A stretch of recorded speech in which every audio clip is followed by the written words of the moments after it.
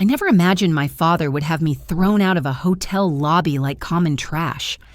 Standing there in my simple blue sundress while my stepmother Patricia sneered from behind her diamond-encrusted sunglasses, I watched my father Gerald's face turn crimson with rage. The marble floors of the Grandview Resort in Napa Valley gleamed beneath the crystal chandeliers as he bellowed for security. Wealthy relatives in their designer clothes formed a circle around us, phones recording my humiliation. My father's voice echoed through the grand lobby as he declared I would never step foot in their resorts again. What none of them knew was that I secretly owned the entire Grandview chain. The morning had started with such hope. After 5 long years of silence between us, I had driven 3 hours from my apartment in San Francisco to surprise my father on his 70th birthday. The last time we spoke, harsh words had been exchanged when I chose environmental law over joining his real estate empire. I thought maybe time had softened the wounds. Patricia had orchestrated this celebration like a military operation, ensuring only the most successful family members received invitations. The guest list read like a who's who of California's elite business community. My arrival clearly disrupted her carefully planned social hierarchy. My half-brother Derek, now 35 and Gerald's right-hand man in the family business, spotted me first. His navy blazer and crisp white shirt made my casual attire look even more out of place among the crowd of Armani suits and Chanel dresses. "Well, well," Derek announced loudly enough for everyone to hear. "Look who crawled out of the Berkeley commune." His wife Jennifer laughed on cue, her perfectly manicured fingers adjusting the pearls at her throat. My stepsister Madison, 28, and perpetually attached to her phone, immediately began filming. Her designer romper probably cost more than most people's monthly rent. She positioned herself for the best angle, clearly expecting entertainment. "This is rich," Madison giggled into her camera. "The family disappointment crashes the party wearing something from Target." I tried to maintain my composure, reminding myself why I came. I just wanted to wish Dad a happy birthday. I brought a gift. The small wrapped box in my hands suddenly felt insignificant. Inside was a vintage compass from 1875-something I thought might appeal to his love of navigation and history. Now it seemed foolish. Gerald's face darkened as he approached. At 70, he still commanded attention with his silver hair and imposing 6-foot frame. His custom-tailored charcoal suit and Italian leather shoes spoke of wealth and power, but his eyes held something I had never seen before. Genuine disgust.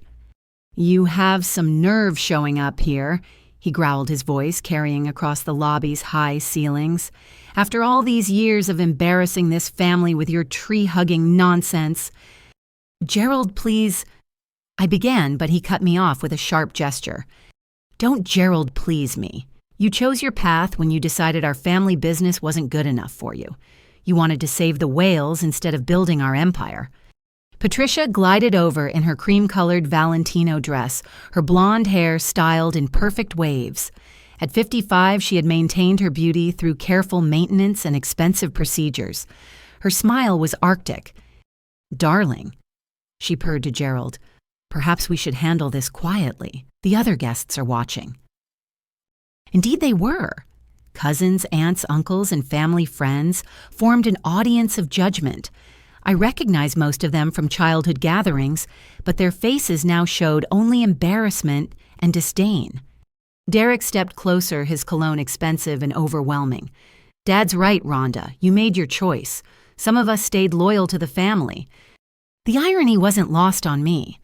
Derek had been the family's screw-up until his late 20s when Gerald finally gave him a position in the company out of desperation. Now he acted like the heir apparent. Thomas Morrison, the hotel's general manager, approached hesitantly. His kind eyes showed genuine regret as he addressed my father. "Mr. Blackwood, how would you like me to handle this situation?" My father's chest puffed with authority. "Remove her from the premises. She's trespassing on private property, and make sure she understands she's banned from all Grandview resort locations." The words hit like physical blows. Not only was I being rejected by my family, but publicly humiliated in front of dozens of witnesses. Several guests had their phones out, no doubt, sharing the drama on social media. "Sir," Thomas said gently, "perhaps there's another way to—" "No," Gerald's voice boomed. "This is my hotel, my property, my celebration. I won't have it ruined by someone who turned her back on everything we built." Madison giggled again, narrating for her followers. "Family drama at the Grandview. Daddy's laying down the law." Jennifer whispered to another cousin, "I always knew she'd cause trouble. Some people never learn their place." My heart pounded as I looked around the circle of faces. These were people who had attended my childhood birthday parties, who had watched me grow up. Now they stared like I was a stranger who had wandered in off the street. Gerald stepped closer, his voice dropping to a menacing whisper that somehow felt more threatening than his shouting. "Let me make this crystal clear, Rhonda. You are not welcome in my hotels, at my events, or in my family. You chose to be an outsider, so stay outside." Then he delivered the final blow, his voice rising again for everyone to hear. "In fact, let me make this official. I've already updated my will. Your inheritance has been transferred to Derek. He's proven his loyalty and his business sense. You've proven nothing except how to disappoint." The crowd's collective intake of breath was audible. Even in wealthy families, disinheritance was serious business. But Gerald wasn't finished. "Derek, tell her about the announcement we're making tonight." My half-brother's smile was predatory. "We're merging with the Pemberton Hotel Group. I'm marrying Charlotte Pemberton next month. By Christmas, we'll control the entire Northern California luxury resort market. And you," Gerald pointed at me, "will never be part of any of it. Thomas, escort her out. Now." The hotel manager looked deeply uncomfortable, but nodded. "Miss, I'm very sorry, but I need to ask you to leave." As security guards flanked me, I caught my reflection in the polished marble columns. My brown hair was simply styled, my makeup minimal. Next to these people draped in luxury, I looked exactly like what they accused me of being, an outsider who didn't belong. The walk to the exit felt endless. Conversation stopped as we passed. I heard whispers, saw pointing fingers, felt the weight of judgment from people who once claimed to love me. At the entrance, Thomas stopped the security guards and approached me privately. "Miss Blackwood, I want you to know this doesn't feel right to me. You seem like a decent person and family should stick together." His kindness nearly broke my composure. "Thank you, Thomas. That means more than you know." "If there's anything I can do," he began, but trailed off, clearly torn between his conscience and his job. As I walked toward my rental car, I heard Gerald's voice carrying from the lobby behind me. "Let this be a lesson to anyone who thinks they can bite the hand that feeds them. Loyalty to family comes first. Business comes second. Everything else is just noise." The afternoon sun felt harsh after the cool elegance of the hotel lobby. My hands shook as I fumbled with the car keys. In the distance, I could see the rolling hills of Napa Valley vineyards, their green rows stretching toward the horizon like organized dreams. But the most shocking revelation was yet to come. Sitting in my rental car with the windows up and the air conditioning running, I allowed myself exactly 3 minutes to feel the full impact of what had just happened. The hurt was real and deep. Despite everything, some part of me had hoped for reconciliation. But Gerald had no idea who he was dealing with.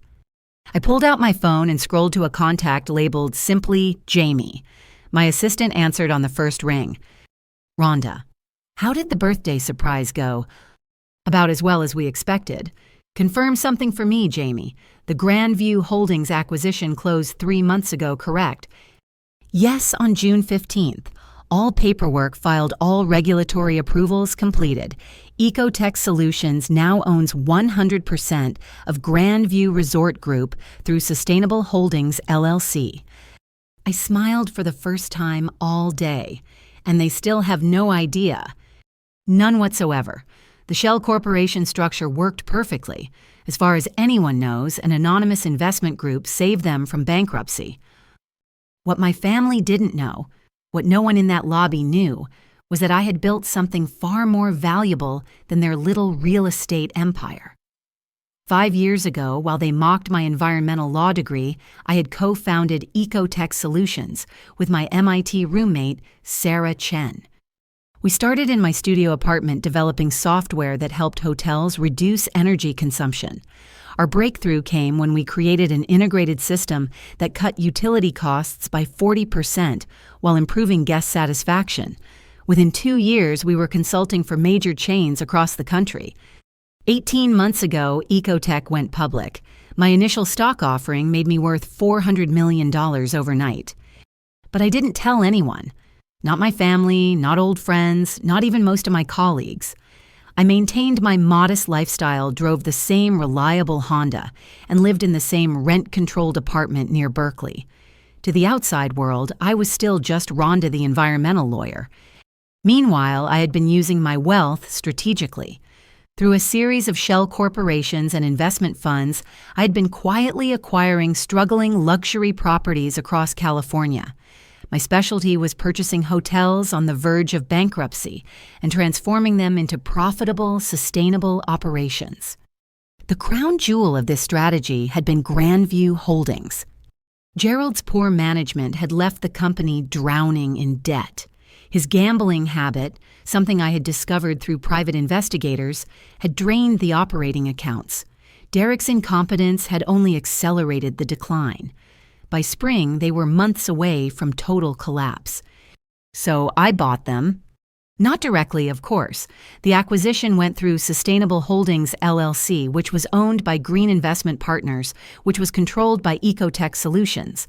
The legal structure was so complex that even experienced lawyers would need weeks to trace it back to me. Jamie, pull up the Grandview financial reports. I want the complete picture before I make my next move. Already on your screen, she replied. I could hear her typing rapidly. The quarterly reports show some interesting patterns. I opened my laptop and reviewed the documents. What I saw made my stomach turn. These occupancy rates are clearly falsified, I said, scanning the numbers. And look at these cash transfers. I noticed that too. It appears your father has been moving money from the operational accounts into a series of personal investments. Some of the transfers happened just last week. Embezzlement. My father wasn't just a bad businessman, he was a criminal. How much are we talking about? Preliminary analysis suggests approximately $2.3 million over the past 2 years. The pattern accelerated recently, probably because he knew the company was being sold and thought he could cover his tracks. I felt a cold rage building in my chest. While I had been working to save his company and preserve jobs for hundreds of employees, Gerald had been stealing from the operation that bore his name. Jamie, I need you to contact Marcus Rodriguez. Tell him I need a full forensic accounting review of Grandview Holdings, and I need it by tonight.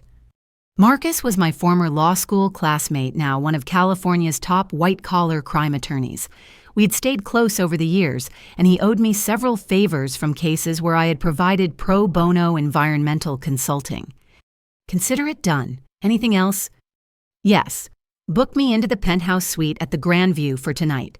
Use the Ecotech corporate account and arrange for a private meeting with Thomas Morrison, the general manager. The penthouse, Rhonda, that's $1,500 a night. I own the hotel, Jamie. I think I can afford it. After ending the call, I sat in the parking lot planning my response.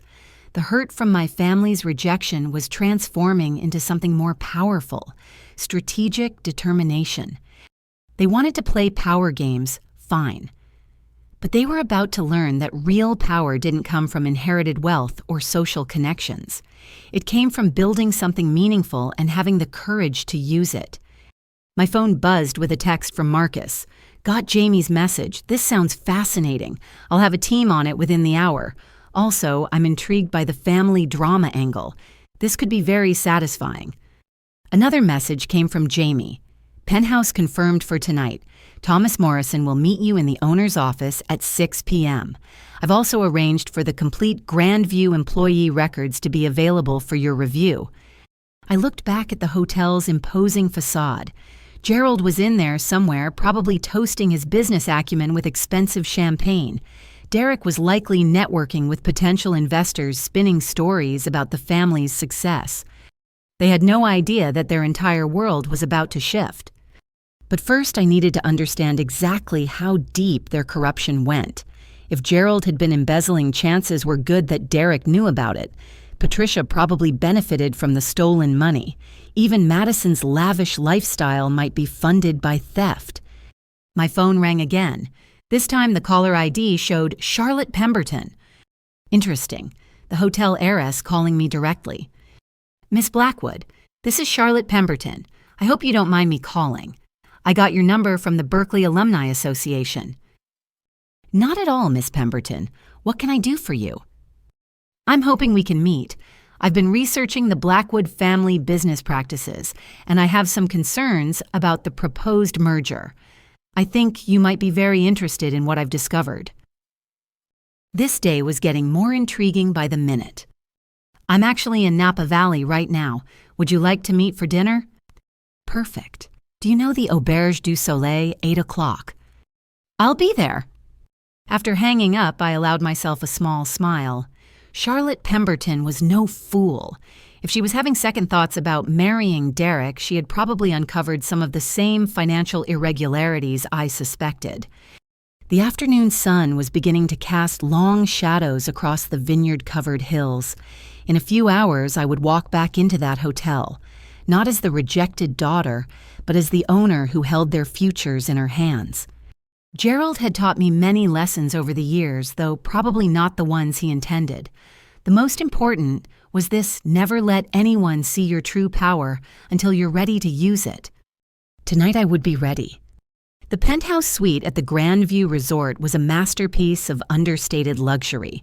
Floor-to-ceiling windows offered panoramic views of the Napa Valley, while marble bathrooms and custom furnishings created an atmosphere of refined elegance. As I settled into the space, I reflected on the irony. I was staying in the most expensive accommodations my father's hotel offered, and he had no idea I was paying my own company. Thomas Morrison knocked precisely at 6 o'clock. When I opened the door, his expression shifted from professional courtesy to confusion. Miss Blackwood, I thought I was meeting with a representative from Ecotech Solutions. You are, I said, stepping aside to let him enter. Please have a seat. I watched understanding dawn on his face as he processed the implications.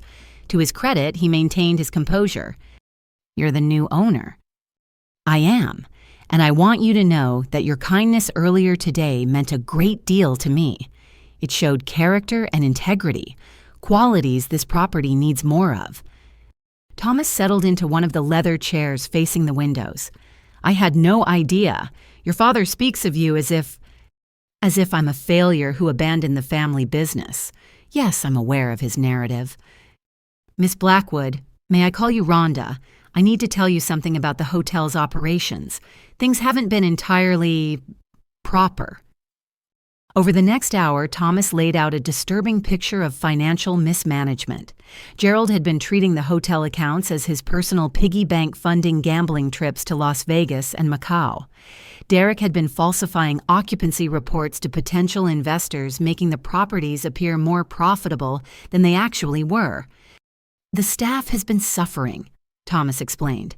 We've had to delay maintenance on essential equipment.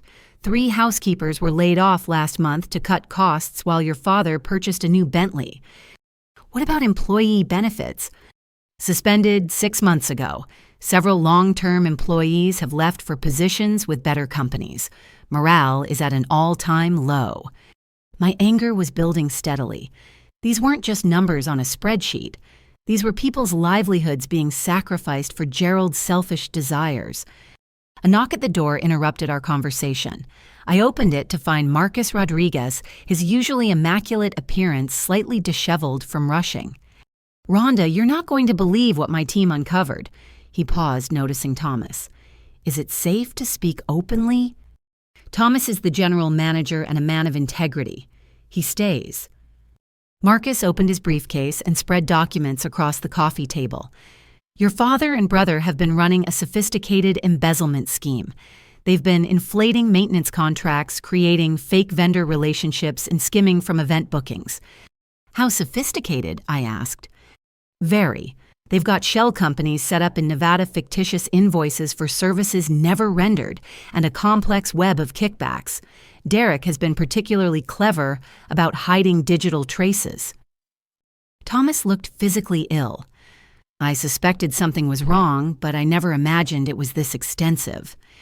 It gets worse, Marcus continued. They've been planning to accelerate the theft before the merger. There's evidence they intended to strip the remaining cash reserves and blame the shortfall on transition costs. My phone buzzed with a message from Jamie. Gerald has called an emergency investor dinner for tonight. Major announcement planned. Derek is telling people the merger will be the deal of the decade. They're making their move tonight, I said, showing the message to Marcus and Thomas. What kind of move? Thomas asked. Probably their final cash grab. If they're announcing the merger publicly, they'll want to present the financials in the best possible light while hiding the theft. Marcus nodded grimly. Classic con artist behavior. Create a big distraction while you clean out the safe. Thomas, who else on the staff knows about the financial irregularities? Sarah Connolly in accounting has been documenting inconsistencies. She's been terrified to speak up because she needs the job, but she's kept detailed records. Bring her up here, now. 20 minutes later, Sarah Connolly sat nervously in the penthouse. She was a thin woman in her 40s with intelligent eyes and worry lines that spoke of chronic stress. Her hands shook as she explained what she had witnessed. I've been with Grandview for 8 years, she said quietly. I've never seen anything like the past 2 years. Money disappearing from accounts, invoices that don't match actual work performed, expense reports that make no sense. Why didn't you report it? Marcus asked gently. To whom Mr. Blackwood signs my paychecks. Derek approves all the financial procedures. I'm a single mother with 2 kids in college. I couldn't risk losing my job. You won't lose your job, I assured her. In fact, if you're willing to testify about what you've seen, I'll guarantee your position and give you a substantial raise. Sarah's eyes filled with tears of relief. You're not going to let them get away with it. Not even close. Marcus gathered his documents. Rhonda, I need to contact the district attorney's office. This is criminal fraud on a massive scale. Not yet? Let them make their presentation tonight. I want everything on record before we move. After Marcus and Sarah left, Thomas and I reviewed the hotel's security system. As the owner, I had access to all surveillance feeds, including the private dining rooms where Gerald would host his investor dinner. The main presentation will be in the vintner's room, Thomas explained. Full audio and video coverage. Your father insisted on it for documentation purposes. Perfect, he's creating his own evidence. As evening approached, I prepared for the confrontation. I selected a navy blue business suit that conveyed authority without ostentation. My jewelry was minimal but high quality. When I looked in the mirror, I saw a successful businesswoman, not the rejected daughter from this afternoon. Jamie called with final updates. The investor list is impressive. Representatives from 3 major hotel chains, 2 private equity firms, and several high-net-worth individuals.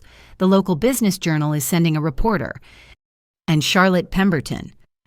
She confirmed for dinner at Auberge du Soleil. She sounded eager to discuss something significant. I had an hour before meeting Charlotte, time enough to observe Gerald's dinner preparations from the security office. What I saw on the monitors made my stomach turn. Derek was showing investors a presentation filled with false data. Gerald was personally greeting guests, his charm offensive in full swing. Patricia floated through the crowd in an emerald green gown that probably cost more than most people's cars. But it was Madison's behavior that surprised me most. She was live streaming the event to her social media followers, providing commentary about the family's business success. Apparently, she had no idea her lifestyle was funded by theft.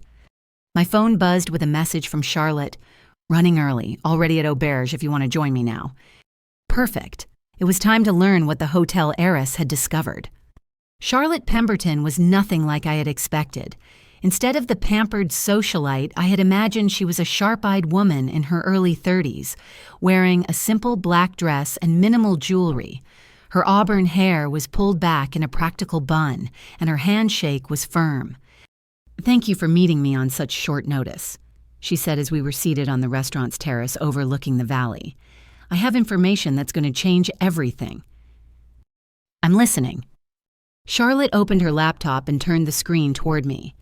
3 weeks ago, my father asked me to conduct due diligence on the Blackwood properties. What I found was alarming. She showed me financial reports that paralleled what Marcus had discovered: inflated revenues, hidden expenses, and a pattern of cash transfers that screamed fraud. "Derek has been feeding us false information for months," she continued. "The properties aren't profitable, they're bleeding money. The only reason they're still operating is because of emergency funding from their mysterious new investor." "That would be me," I said quietly. Charlotte's fork paused halfway to her mouth. "Excuse me. I bought Grandview Holdings 3 months ago, through shell corporations, but I'm the owner." Her eyes widened. "You're the family member they disinherited this afternoon. Derek told me you were a failed environmental lawyer living in poverty." "Derek tells a lot of lies." "Apparently so. This changes everything." Charlotte closed her laptop. "I was calling off the engagement anyway, but this makes it easier to justify to my father." "You were already planning to break up." "Derek isn't who he pretended to be. He's weak, dishonest, and completely dependent on Gerald's approval. I need a partner, not a puppet." Over dinner, Charlotte shared more disturbing details. Gerald had approached her father 6 months ago, claiming the Blackwood properties were expanding rapidly. Derek had personally guaranteed that the merger would create the largest luxury hotel network on the West Coast. "They've been living in a fantasy," Charlotte said. "When my accountants ran the real numbers, we discovered they were weeks away from bankruptcy before their mystery investor appeared."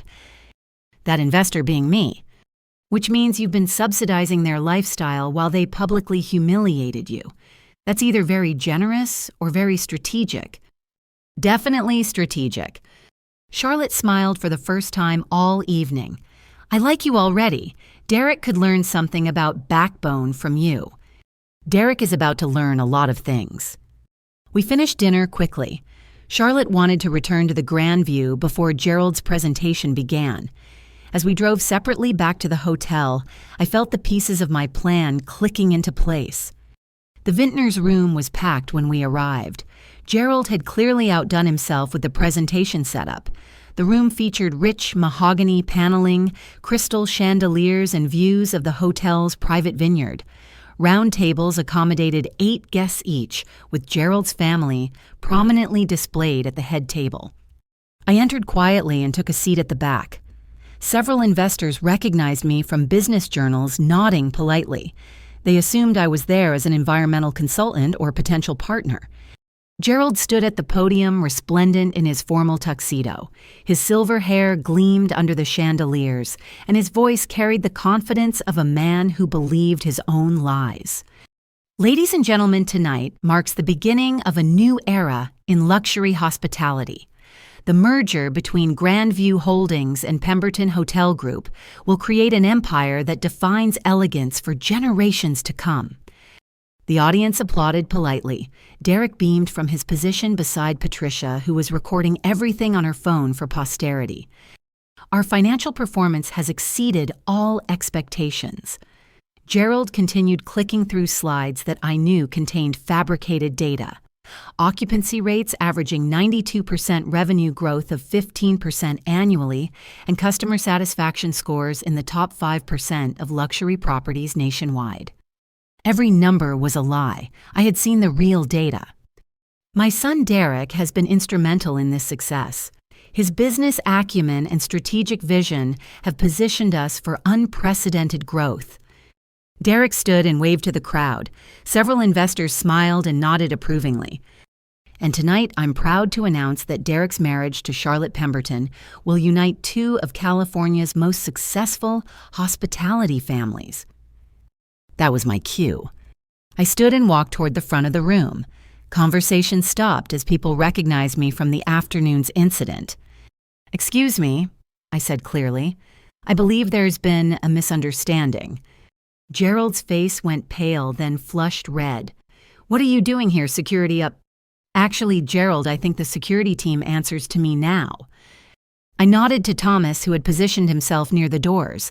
He made a subtle gesture, and 2 security guards moved to block the exits. "Ladies and gentlemen," I announced to the room, "I'm Rhonda Blackwood, and I own this hotel." The silence was deafening. Gerald found his voice. "That's impossible. You're lying." I pulled out my phone and called Jamie. "Send the ownership documents to Thomas right now." Within moments, Thomas received the files and displayed them on the room's large screen. Corporate filings, stock certificates, and legal transfer documents clearly showing that Sustainable Holdings, LLC, wholly owned by Ecotech Solutions, controlled 100% of Grandview Holdings. Derek stood frozen, his mouth opening and closing like a fish. Patricia dropped her phone, the screen cracking against the marble floor. "This is some kind of fraud," Gerald sputtered. "You don't have that kind of money." "I have $400 million, actually. Made it myself while you were busy stealing from the company that bears your name." I addressed the investors directly. "Everything you've heard tonight is false. The financial reports, the occupancy rates, the revenue projections, all fabricated. This company was bankrupt when I purchased it 3 months ago." A representative from one of the private equity firms stood up. "Are you saying we've been defrauded?" "I'm saying you've been lied to systematically, but don't take my word for it." Marcus entered the room accompanied by 2 men in dark suits. "Ladies and gentlemen, I'm Marcus Rodriguez representing the new ownership. These are investigators from the district attorney's office." The room erupted in murmurs and whispered conversations. Charlotte chose that moment to make her own announcement. She stood and removed her engagement ring, placing it on the table in front of Derek. "I'm calling off our engagement," she said clearly. "I cannot marry into a family built on lies and theft." Derek found his voice. "Charlotte, wait. This is all a misunderstanding. I can explain." "Explain what? That you've been feeding my family false financial data for months, that you've been stealing from your own employees, that everything about your business is a fraud." Derek looked around desperately. "Dad, tell them this isn't true. Tell them she's making this up." But Gerald couldn't speak. The evidence was overwhelming, displayed for everyone to see. The reporter from the Business Journal was typing frantically on her phone. Several investors were already making calls to their legal teams. "There's more," I announced. I had saved the best for last. "Thomas, please bring in the employees who were laid off last month." The doors opened to admit 3 women in housekeeping uniforms. They looked nervous but determined. "These women lost their jobs because Gerald needed to reduce expenses," I said. "He told them the hotel couldn't afford their salaries. The same week he purchased a $150,000 car." One of the women, an older Latina lady named Carmen, stepped forward. "I worked here 12 years, she said in accented but clear English. "Never missed a day. They said no money for my job, but Mr. Gerald, he buy fancy car take trips to Las Vegas every month." The room was completely silent now. Gerald made one last desperate attempt to regain control. "This is a hostile takeover. She's trying to destroy our family business out of spite." "No, Gerald, I'm trying to save the business you nearly destroyed, and I'm succeeding." I pulled out a folder Marcus had prepared. "These are employment offers for every worker who was laid off with back pay and full benefits. They start tomorrow." Carmen began to cry. The other women hugged each other in relief. "This company will operate ethically from now on," I continued. "Employees will be treated fairly, customers will receive honest service, and investors will get accurate information." Derek slumped in his chair, finally understanding that his world had collapsed. Patricia stood abruptly. "This is ridiculous. Gerald, do something." "What would you like him to do, Patricia?" "The evidence is overwhelming." Madison, who had been live streaming the entire confrontation to her social media followers, finally spoke up. "Wait, does this mean we're not rich anymore?" The question was so naive, so completely divorced from the moral implications of what had happened, that several people in the room actually gasped. "Madison," I said gently, "you were never rich. You were living off stolen money." One of the investors, a distinguished man in his 60s, stood to address the room. "I want to thank Miss Blackwood for her transparency. This could have been a very expensive mistake for my firm." Others nodded in agreement. Several approached me directly expressing interest in legitimate business relationships with my company. As the evening wound down, Gerald sat at the head table, looking decades older than he had an hour earlier. Derek stared at his hands, unable to meet anyone's eyes. Patricia frantically made phone calls, probably to lawyers. But it was Madison's reaction that surprised me most. She approached me as the crowd dispersed. "Rhonda, I need to ask you something." "What is it?" "Were you really trying to save the company, even after how we treated you?" Her question was sincere, vulnerable, in a way I had never seen from her before. "Yes, Madison, I was." "Why?" "Because it was the right thing to do. Because people depended on these jobs. Because sometimes you have to be better than the people who hurt you." She nodded slowly, as if processing a concept that had never occurred to her before. The confrontation was over, but the real work was just beginning. The next morning brought chaos that rippled far beyond the Grandview Resort. By sunrise, video clips from Madison's live stream had gone viral across social media platforms. The hashtag was trending nationally with environmental groups praising my business practices, while business journalists dissected the family's spectacular downfall. I sat in the hotel's owner's office, Gerald's former domain, reviewing the morning news coverage with Marcus and Jamie, who had flown up overnight from San Francisco. "The district attorney is moving fast," Marcus reported. "Gerald and Derek are being charged with embezzlement, fraud, and conspiracy. The arraignment is scheduled for this afternoon." "What about Patricia?" "She claims ignorance about the financial crimes, but she's lost all access to company accounts. Her credit cards were canceled this morning." Jamie looked up from her tablet. "The media coverage is overwhelmingly positive. The San Francisco Chronicle is calling you a new model of ethical business leadership. The environmental groups are particularly enthusiastic." Thomas knocked and entered with his morning report. "The employee response has been incredible. Word spread quickly about the rehiring and benefit restorations. We've had 15 applications for positions that aren't even open yet." "What about guest bookings?" "Surprisingly strong. The publicity has actually increased interest. People want to stay at the hotel owned by the ethical billionaire, so yeah, as one article put it." I cringed at the label. I'm not a billionaire, and I definitely don't want to be defined by my net worth. "Too late," Jamie said with a smile. "You're officially the most talked about businesswoman in California today." My phone buzzed with a call from Charlotte Pemberton. "Rhonda, I hope you don't mind me calling so early. I've been fielding calls from reporters all morning." "How are you handling the attention?" "Better than Derek, I imagine. I wanted to discuss something with you. Would you be interested in a legitimate business partnership? Your approach to sustainable hospitality is exactly what the industry needs." "I'd be very interested in that conversation." "Perfect. I'll be in San Francisco next week. Perhaps we could meet." After hanging up, I turned to Thomas. "I want you to arrange a staff meeting for this afternoon. Everyone who works here deserves to understand what's happening and what comes next." "Of course. And Rhonda, thank you. You've saved more than jobs. You've restored people's faith that integrity still matters." The morning passed quickly with meetings, phone calls, and planning sessions. Gerald and Derek were arrested at 10:30, led away in handcuffs while news cameras rolled. Patricia was questioned but not charged, though she had lost everything she thought she owned. The most surprising development came at lunch when Madison appeared at my office door. "Can we talk?" she asked quietly. She looked different, smaller somehow, without her usual designer armor and social media confidence. Her simple jeans and sweater made her appear younger, more vulnerable. "Of course, sit down. I owe you an apology. Several apologies, actually." "Madison, you don't have to." Yes, I do. I've been thinking all night about what you said, about being better than the people who hurt you. She took a shaky breath. I've been awful to you. Not just yesterday, but for years. I believed everything Dad and Derek said about you being a failure, and I never bothered to think for myself. You were young and influenced by the people around you.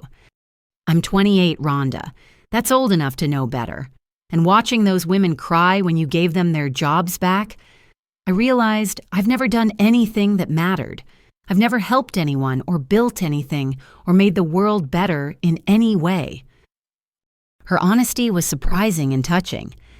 It's never too late to start. I don't even know how. I have a degree in communications that I barely earned, and I've spent my entire adult life shopping and posting on social media. What could I possibly contribute? What are you passionate about? Honestly, I don't know. I've never had to think about it. Everything was always provided for me. Well, now you have the opportunity to figure it out. Madison nodded, tears forming in her eyes. There's something else. I have information about Dad's gambling debts. I overheard phone calls he thought were private. There are people in Las Vegas who aren't going to be happy about his arrest. This was news. What kind of people? The kind who loan money to gamblers and expect to be paid back. Dad owes them a lot. I made a note to discuss this with Marcus.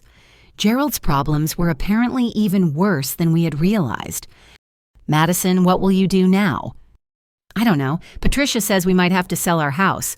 I've never had a real job, never been responsible for anything. I'm terrified.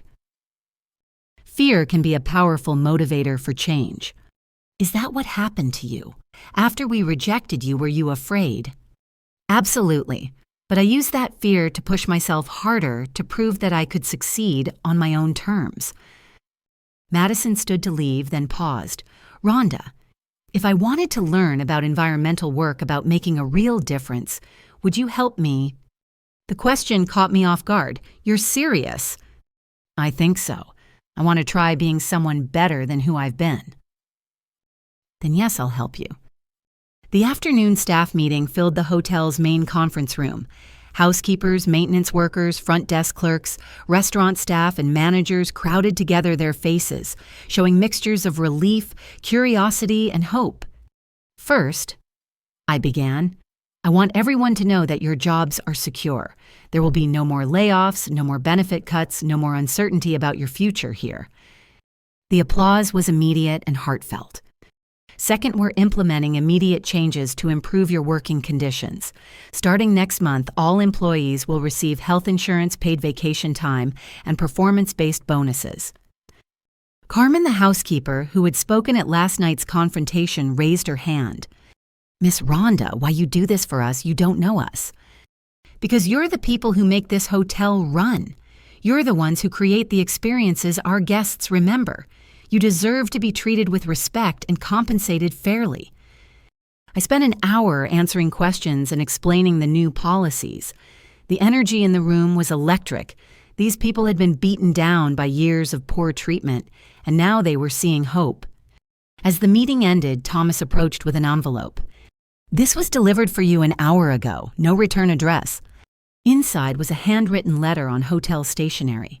The writing was shaky, but legible. Rhonda, I don't expect forgiveness, and I don't deserve it. You've shown more courage and integrity in one day than I've shown in 70 years. I was wrong about everything. I was wrong about you most of all. Gerald. I stared at the letter for a long time. It was the first acknowledgement from my father that I had ever been anything other than a disappointment. Marcus appeared in the doorway. The arraignment went as expected. Gerald and Derek both posted bail, but they're facing serious prison time. The evidence is overwhelming. What happens now? They'll probably try to plea bargain. Gerald's attorney is already reaching out about cooperation and restitution. And Patricia, financially devastated but not criminally liable. She's moved out of the family mansion and into a modest apartment in Petaluma.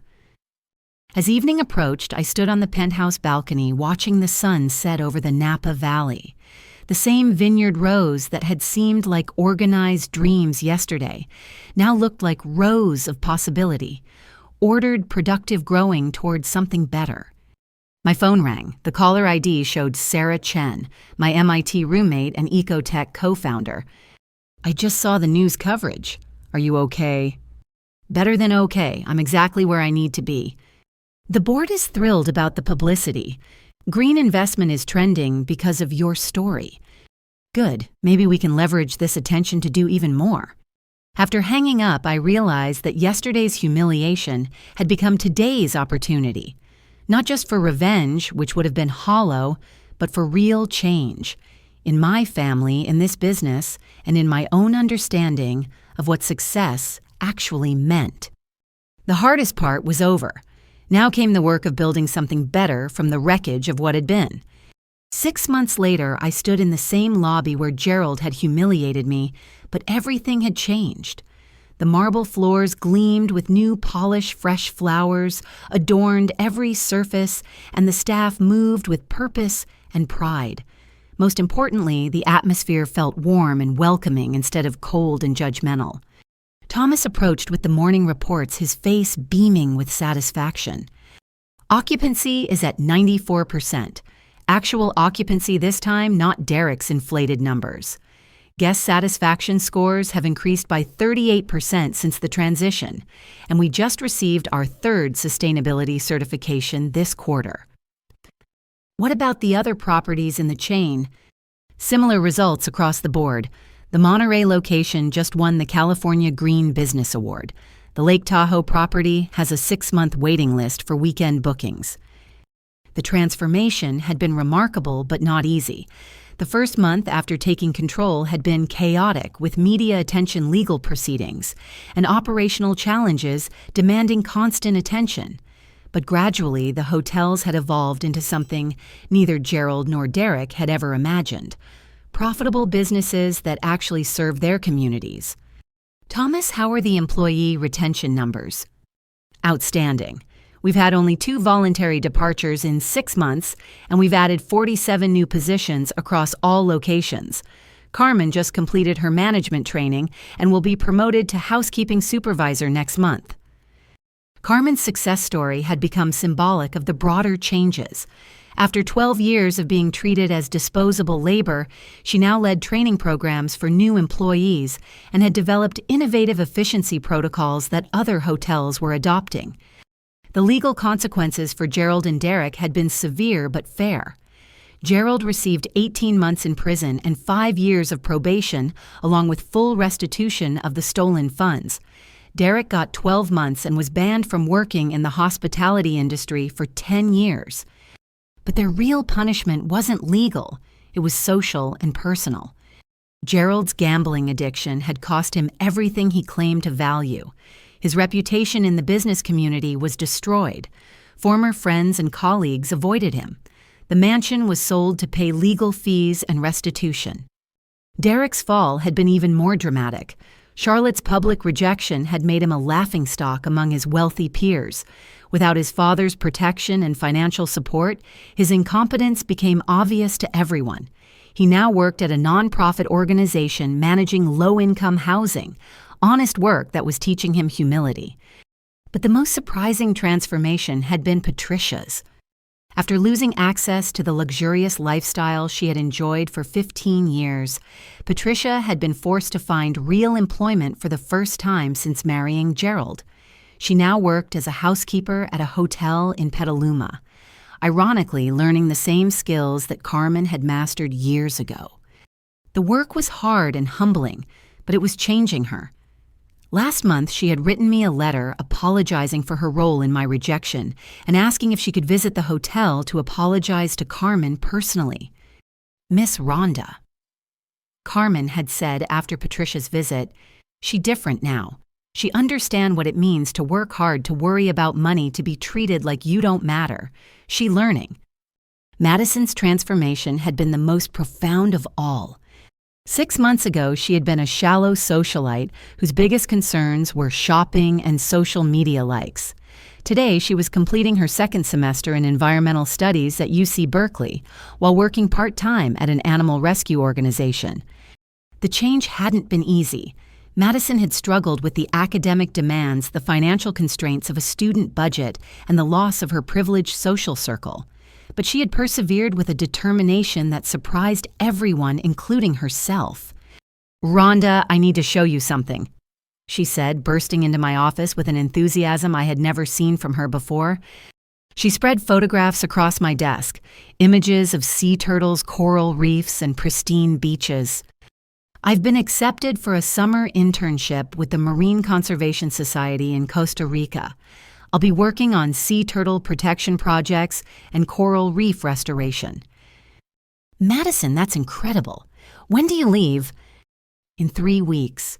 I'm terrified and excited and grateful all at the same time." Her eyes filled with tears. 6 months ago, I had never done anything that mattered. Now I'm going to help save sea turtles. "You've worked very hard for this opportunity." I never understood what that meant before, working hard for something that matters. All those years, I thought happiness came from buying things and being seen at the right parties. I was so empty inside and didn't even know it. Madison's transformation had been documented in a feature article in Vanity Fair titled, "From Socialite to Scientist, A Young Woman's Journey to Purpose." The article had inspired hundreds of young people from privileged backgrounds to reconsider their own life choices. But perhaps the most meaningful change had been in Gerald himself. Prison had broken him in some ways, but it had also awakened something that had been dormant for decades: a conscience.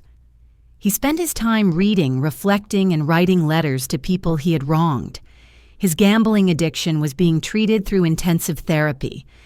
Most surprisingly, he had begun corresponding with environmental organizations, offering to share his business expertise to help them operate more efficiently. Several groups had cautiously accepted his assistance, and his strategic advice was proving valuable. Last week, I had received another letter from him. "Rhonda, I'm learning to see the world through different eyes. The work you're doing matters in ways I never understood. I spent 70 years thinking success meant accumulating wealth and power, but you've shown me that real success means using whatever gifts you have to help others. I'm trying to figure out how an old man can make up for decades of selfishness. Maybe it's impossible, but I have to try. Your proud father, Gerald." The letter had made me cry, not from sadness, but from hope. Charlotte and I had formed both a business partnership and a genuine friendship. Her hotel group was implementing sustainable practices across all their properties, and we were collaborating on a new eco-resort project in Big Sur. "Your story changed everything for me," she had told me over dinner the previous week.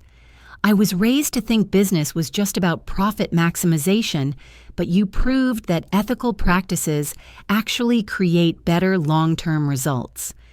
Our partnership was thriving both financially and environmentally. The combined hotel network now employed over 2,000 people at fair wages with excellent benefits. We had reduced energy consumption by 45% while increasing guest satisfaction and profitability. Marcus called as I was reviewing the quarterly reports. "I have news about Gerald's situation.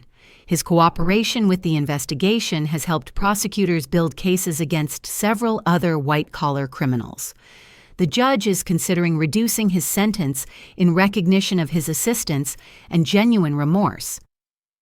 "How do you feel about that?" "Honestly, I think justice includes the possibility of redemption. He's a different man than he was 6 months ago." As evening approached, I walked through the hotel's public spaces, observing the changes that went beyond financial metrics. Guests lingered in the lobby chatting with staff who genuinely enjoyed their work. Families gathered on the outdoor terrace, their children playing safely, while parents relaxed with wine from local sustainable vineyards. This was what success actually looked like. Not wealth accumulation or social status, but the creation of spaces where people could flourish. Carmen approached as I stood watching a young couple check in for their honeymoon. "Miss Rhonda, I want to thank you again for everything you've done." "Carmen, you've earned everything through your own hard work and dedication. No, you gave us all hope when we had none, but I want to tell you something. Before, when Mr. Gerald was the boss, we all come to work afraid. Afraid we lose our jobs, afraid we make mistakes, afraid we not good enough. Now we come to work proud. We take care of this beautiful place because we know you take care of us." Her words captured exactly what I had hoped to achieve. Not just a profitable business, but a place where human dignity was respected and nurtured. That night, I stood on the penthouse balcony one more time, looking out over the vineyard-covered hills. The same view that had inspired dreams 6 months ago now reflected reality. Organized growth, careful cultivation, and the patient work of tending something valuable until it flourished. Tomorrow would bring new challenges, new opportunities to prove that business could be a force for good in the world. But tonight, I felt the deep satisfaction of knowing that we had built something worthy of pride. The girl who had been rejected and humiliated in this lobby was gone. In her place stood a woman who had learned that true power wasn't about dominance or revenge. It was about lifting others up and creating something better than what came before. 1 year to the day after Gerald had me thrown out of this lobby, I stood at the same podium where he had once delivered his lies to investors. But today's gathering was different in every possible way. The Grand View Resort was hosting its first annual Environmental Leadership Summit, bringing together business leaders, environmental advocates, and community organizers from across the country. The Vintners Room was packed again, but this time with people committed to positive change rather than personal profit. Solar panels now topped every building on the property. The gardens featured native plants that required minimal water. Electric vehicle charging stations dotted the parking areas. Welcome to all of you. I began looking out at faces filled with hope rather than greed. 1 year ago, this hotel was on the verge of bankruptcy, built on lies and sustained by theft. Today, it represents what's possible when businesses prioritize purpose over profit. The audience included Carmen, now the regional housekeeping director for all our properties. Thomas sat at the front table beside Charlotte, with whom we had just announced our expansion into sustainable resort development across the Pacific Northwest. But the most meaningful presence in the room was Madison, who had returned from her internship in Costa Rica, transformed beyond recognition. Her skin was tanned from months of outdoor work, her hair shorter and more practical, her entire demeanor radiating confidence and purpose. This summit exists because of people who refused to accept that business as usual was acceptable. I continued. Because employees like Carmen Valdez stood up for their dignity. Because managers like Thomas Morrison chose integrity over job security. Because young people like Madison Blackwood decided to redirect their privilege toward protecting our planet. Madison blushed at the recognition, but her smile was radiant. 6 months of working with marine biologists, sleeping in basic accommodations, and dedicating herself to sea turtle conservation had completed her transformation from shallow socialite to passionate advocate. "I want to share something with you," I said. "When my family rejected me from this hotel a year ago, I had a choice. I could have sought revenge, used my resources to destroy them personally and professionally. Instead, I chose a different path." I paused, seeing Gerald in the back of the room. He had been released early for good behavior and cooperation with ongoing investigations. His prison uniform had been replaced by simple work clothes. He now spent his days managing a nonprofit that provided job training for ex-offenders. I chose to prove that sustainable business practices create better outcomes for everyone: employees, customers, communities, and yes, even owners. This hotel is now more profitable than it ever was under previous management, while providing fair wages, excellent benefits, and meaningful work. The applause was warm and sustained. These weren't polite society claps. They came from people who understood the significance of what had been accomplished. Derek was also in attendance, though he sat quietly in a middle row. His year managing affordable housing had humbled him completely. The arrogance and entitlement that had once defined his personality had been replaced by genuine humility and a slowly developing social conscience. Patricia entered late, wearing the uniform of the hospitality training program she now led at a community college. Her work teaching formerly homeless individuals the skills needed for hotel employment had given her life meaning for the first time in decades. Real change requires courage from unexpected places, I continued. It requires people like Patricia Blackwood, who lost everything she thought mattered and discovered work that actually does matter. It requires people like Derek Blackwood, who went from manipulating financial reports to helping families find stable housing. I caught Derek's eye and saw him nod slightly, acknowledging both his past failures and his ongoing efforts to make amends. But most importantly, it requires recognizing that our interconnectedness means your success and my success and everyone's success are ultimately the same thing. When employees thrive, businesses thrive. When communities flourish, everyone benefits. Charlotte stood to address the audience about our joint projects. As she spoke about creating sustainable tourism opportunities that supported local economies while protecting natural resources, I reflected on how dramatically all our lives had changed. A year ago, Charlotte had been trapped in an engagement to a dishonest man perpetuating business practices she didn't examine closely. Now she was a leader in sustainable hospitality, using her family's resources and connections to drive industry-wide change. The numbers speak for themselves, Charlotte was saying. Sustainable practices have increased our occupancy rates, guest satisfaction scores, and employee retention while reducing operational costs. This isn't just about doing the right thing, it's about doing business better. After the formal presentations ended, the real magic happened during the networking sessions. Hotel managers shared strategies for reducing waste. Environmental advocates connected with business leaders willing to fund conservation projects. Young people interested in sustainable careers found mentors and opportunities. Gerald approached me as the crowd began to thin. "I don't deserve to be here," he said quietly, "but I'm grateful you allowed it." "You're here because you've earned it. The work you're doing with ex-offender employment is important and effective. It's the least I can do. I destroyed so many lives through my selfishness and greed." We stood together awkwardly for a moment. The relationship between us was still fragile, built on acknowledgement of past harm rather than comfortable familiarity. But it was real progress from the bitter estrangement that had defined us for years. "Gerald, I want you to know that I forgive you." His eyes filled with tears. "Why?" "Because holding on to anger would have poisoned everything I'm trying to build.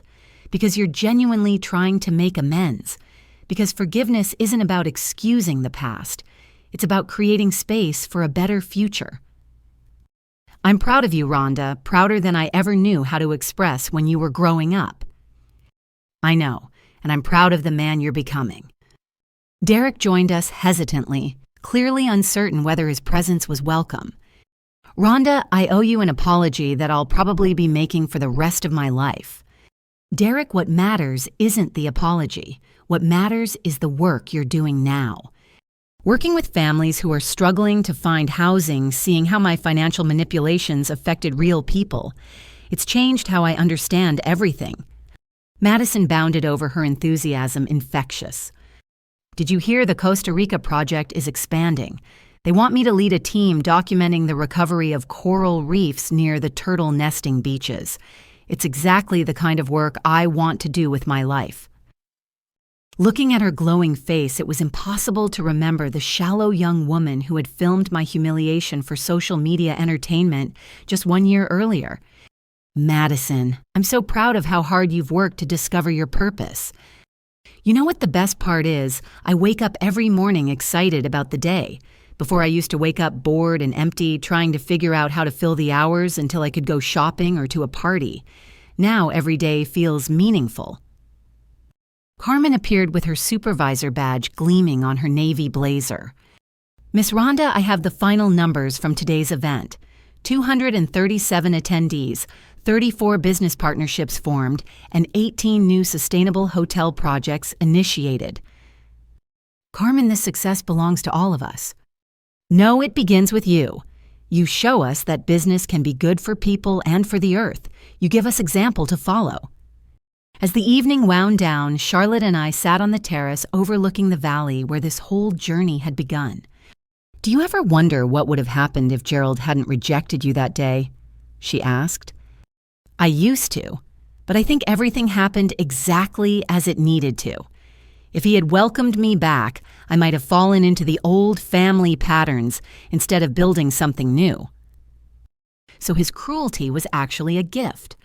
His cruelty revealed who he really was then and forced me to become who I really am now.